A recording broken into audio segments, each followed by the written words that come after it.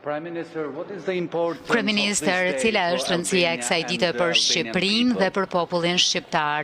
It's a very important moment. Është një moment shumë i rëndësishëm në rrugtimin ton drejt antarësimit.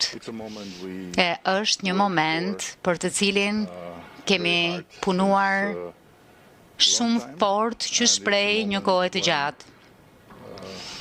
Dhe është një moment ku gjysma e punës, nëse duhet ta them kështu, e kapitujve të hapur do të mbyllet dhe pjesa gjysma tjetër e mbylljes do të hapet. Dua të pyes që është thënë që për shtetet e ardhshme anëtare konsiderohet që ata shtetet e reja anëtare të mos kenë një të drejtë për vendosur për çështje të caktuara. Çfarë mendoni për këtë? Unë në fakt kam qenë kampion i qasjeve të ndryshme në të kaluarën sepse kam mësuar se kapaciteti për të vazhduar zgjerimin, siç ka ndodhur më përpara, nuk është aty në kryeqytetet e rëndësishme dhe është shumë e qartë nga ana tjetër që në qoftë se bëhet si duhet, është gjëja e duhur për të bërë. Pra e mbështes, por duhet të diskutohet, duhet konceptuar ashtu siç duhet, sepse nuk ka të bëjë me një antarësim të lehtë.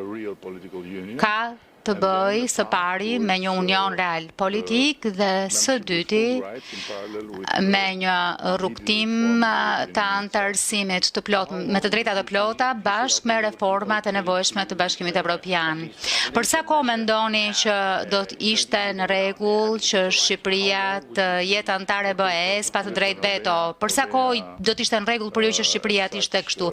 Dëgjoni, Shqipëria është një vend që gjithmonë ka qenë 100% në përputhje me politikën e jashtme të BE-s, kështu që nuk kemi ndjerë ndonjë kënaqësi të përfytyrojmë të kemi veto, duke qenë vendi më pro Bashkimit Evropian e më pro Atlantik në Evropë, dhe kur them vendi më pro BE-s, flas për barometrin e BE-s, nuk flas për atë që mendojmë ne jemi fanatik të BE-s, kështu që fanatikët e BE-s nuk mund të bënë veto për vendimet e BE-s. Faleminderit kryeministër.